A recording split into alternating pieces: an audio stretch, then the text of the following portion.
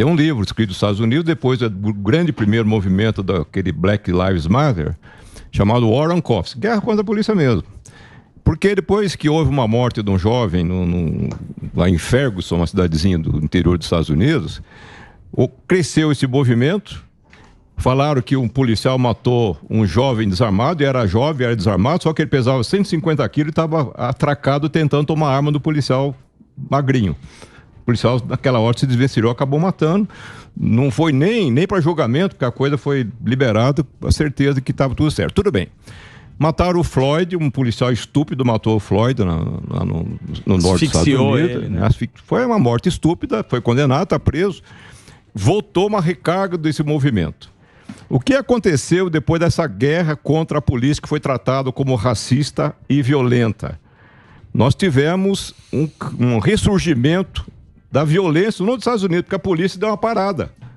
Eu vou me meter em fria, ninguém me quer, ninguém me ama, e vou tomar ferro de todo lado, da mídia, da justiça.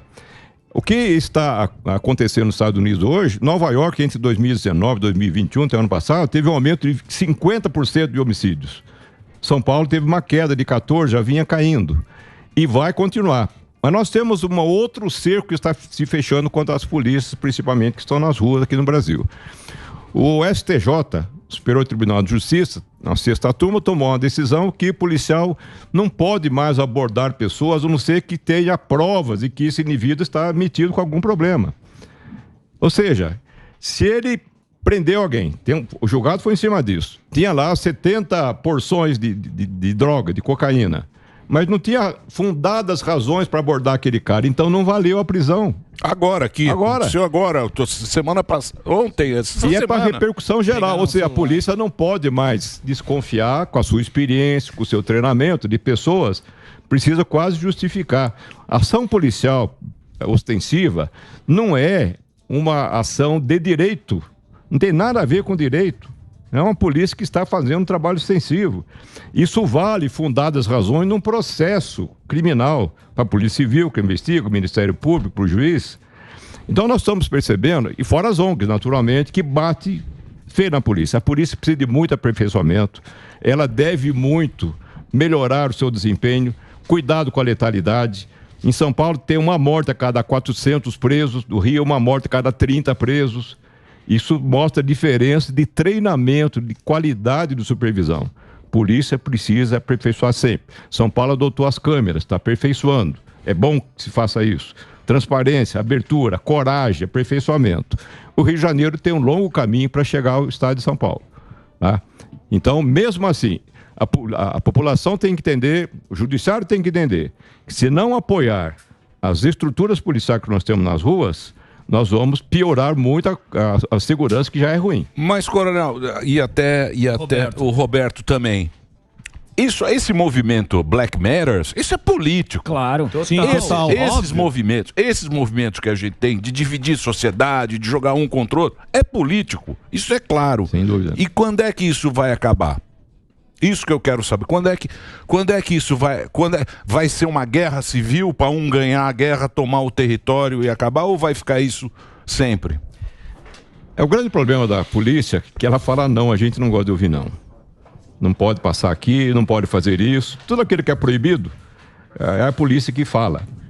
E a grande verdade é que a esquerda, de maneira geral, tem uma forma de ver, uma forma antipática de ver a polícia, porque é um órgão do Estado que usa a força contra a própria sociedade.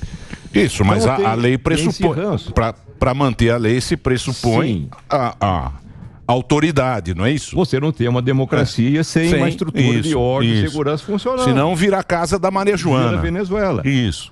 Ou outros países em que a desordem acaba comprometendo o próprio processo democrático. Essa é a questão. O Mota E aí, Mota? Se você me permite, eu queria fazer umas observações aqui, construindo em cima das colocações do coronel. Primeiro, é verdade, sim, que o Rio de Janeiro virou refúgio de criminosos. Essa situação já foi explicada pela chefia da Polícia Civil, por vários delegados importantes aqui, né? Em 2018, eu participei da transição de governo, tive a honra de cuidar da transição da segurança pública aqui no Rio. Estava nas mãos da intervenção federal com o general Braga Neto, E eu coordenei a transferência da segurança pública para as chefias de polícia civil e militar. Então, é verdade, sim, a inteligência da polícia já detectou, inclusive, um desses 26 indivíduos mortos nessa operação. Já ficou comprovado que ele chefiava uma organização criminosa em outro estado. Quanto à morte de inocentes, a tática de balear inocentes e botar culpa na polícia é uma das táticas mais manjadas pelos traficantes aqui do Rio de Janeiro. Quem mora em comunidade sabe disso, né? O valor que traficante dá à vida da população ali é nenhuma. Os traficantes ficam nas favelas justamente porque elas servem de escudo humano. Então, quando você entra numa favela, quem já entrou numa favela do Rio de Janeiro já viu, é impossível você conduzir uma operação policial ali e garantir que não vai ter nenhum efeito colateral, que nenhuma pessoa inocente vai ser atingida. É justamente com isso que os traficantes contam. Eles sabem que no dia seguinte, mesmo que a polícia tenha tido sucesso em neutralizar, prender uma grande quantidade de criminosos, a imprensa diz o seguinte: nada disso valeu a pena porque morreu uma pessoa. Bom, primeiro, a polícia jamais entra na favela querendo matar inocentes. Mas a gente precisa lembrar o seguinte: basta qualquer um ir no Google, vai lá e faz uma pesquisa em cemitério clandestino. Procura essa expressão. Vocês vão ver a quantidade de vezes que a polícia descobre cemitérios clandestinos nas favelas. E aí, olha, não é só nas favelas do Rio de Janeiro. Outro dia descobriram vários aí numa região de São Paulo, do interior de São Paulo, que é onde são enterradas as vítimas dos traficantes. Os traficantes estabelecem ali naquela região um estado paralelo. Eles têm o exército deles, a justiça deles, os tribunais e a execução, enterram suas vítimas ali. As pessoas que moram nessas comunidades, são mais de 1.400 só no município do Rio de Janeiro, todas dominadas por facções. O que as pessoas acham que acontecem nessas comunidades quando a polícia não está lá? Olha, esse vídeo é ótimo. Um helicóptero civil passando em cima de uma favela aqui do Rio de Janeiro, alvejado com armas de grosso calibre, e os criminosos ainda fazem vídeo e postam nas redes sociais. Outras observações que eu queria fazer aqui que são muito importantes.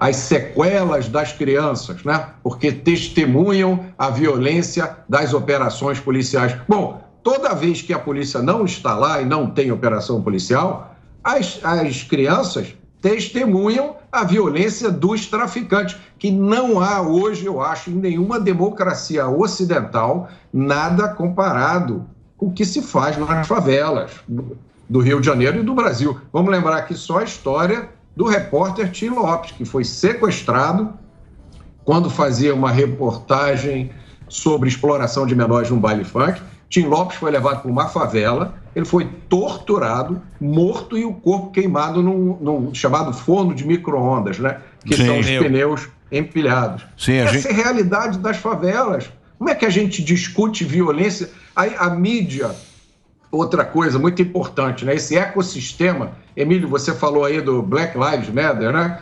No Brasil já existe uma coisa igual há décadas. É um ecossistema de ONGs de esquerda que dizem defender os direitos humanos, mas você jamais vai ouvi-los falar sobre direitos humanos de qualquer outra pessoa que não seja criminosos. Você jamais vai ouvi-los falar sobre os policiais que são sequestrados. Aí em São Paulo teve um caso famoso de uma policial que foi sequestrada, torturada, morta, e ela era uma mulher policial, era negra. Parece que não aconteceu nada quando morre um policial.